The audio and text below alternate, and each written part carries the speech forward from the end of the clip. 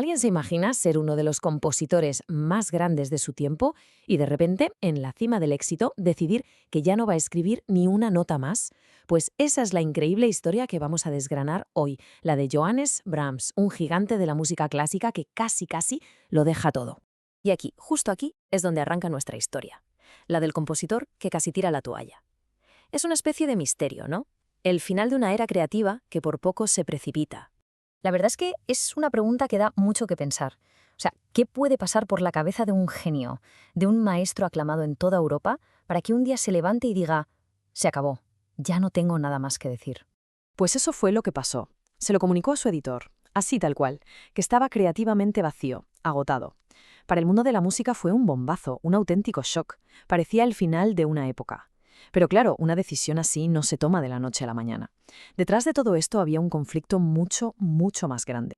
Para entender su crisis personal, tenemos que hacer un poco de zoom out, ¿no?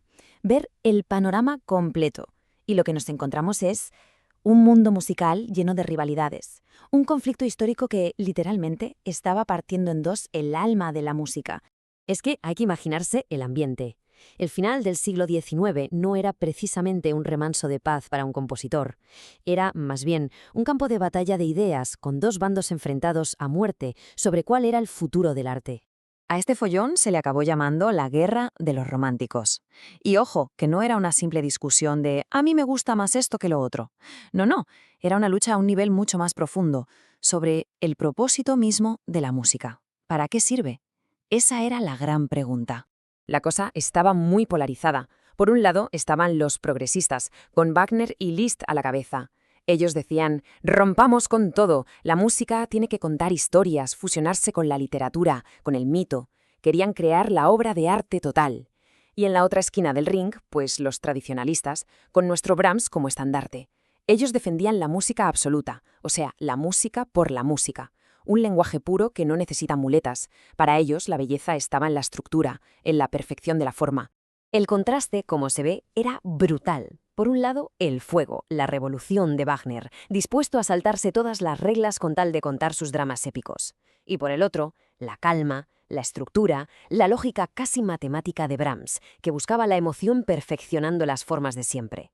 La cuestión no era quién era mejor, es que eran dos futuros completamente diferentes para la música. Pero claro, en medio de toda esta batalla, sobrevolando por encima de todos, de cada compositor de la época, había una sombra. Una figura gigantesca. Una presencia tan enorme que su legado era el gran desafío para toda una generación de artistas. El listón que había que intentar saltar. Ludwig van Beethoven. Así de claro. Es que Beethoven había llevado la música a un sitio donde nadie había llegado antes. A un nivel de profundidad, de complejidad, increíble. La gran pregunta que todo el mundo se hacía después de él era ¿y ahora qué? ¿De verdad queda algo por decir? Ante este panorama, Wagner y su gente pensaron que la única salida era romper. Romper con el modelo de la sinfonía de Beethoven y mezclar la música con otras artes. Pero Brahms decidió tomar el camino completamente opuesto. Fijaos en este apodo, es que lo dice absolutamente todo. En lugar de huir de Beethoven, Brahms se metió de lleno en su sombra, lo estudió, lo asimiló y decidió ser él quien continuara su legado. Por eso no se le veía como un revolucionario, sino como el auténtico heredero de la gran tradición alemana. Y claro, cargar con ese peso sobre los hombros, en parte, fue lo que acabó agotándolo.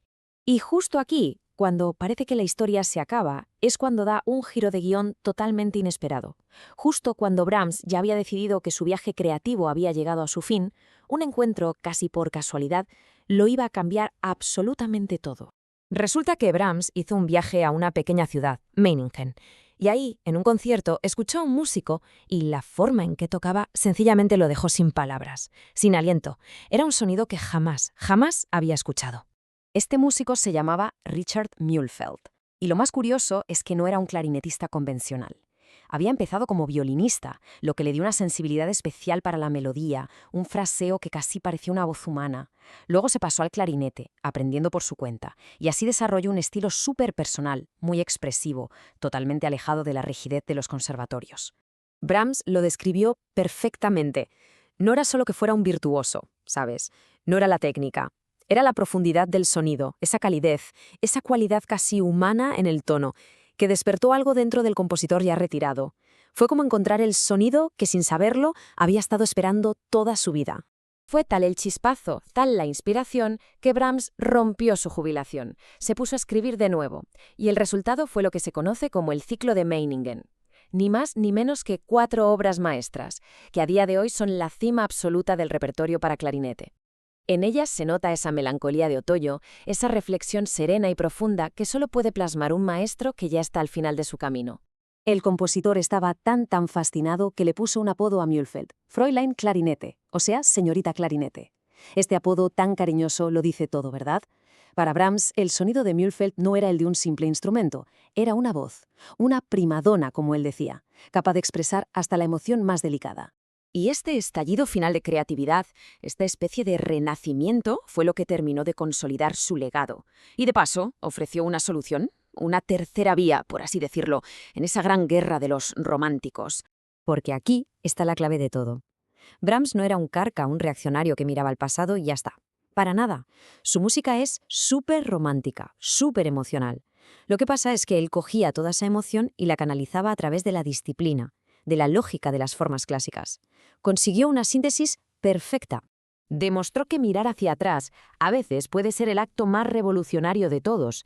En una época obsesionada con ser nuevo, con romperlo todo, su insistencia en la tradición y en la profundidad se convirtió en su propia forma de ser vanguardista. Y con esta idea nos quedamos. Es la gran paradoja de Brahms, una pregunta que flota en el aire. ¿Es posible que el verdadero progreso a veces no esté en la ruptura, sino en construir sobre los cimientos sólidos que nos dejaron los gigantes que vinieron antes?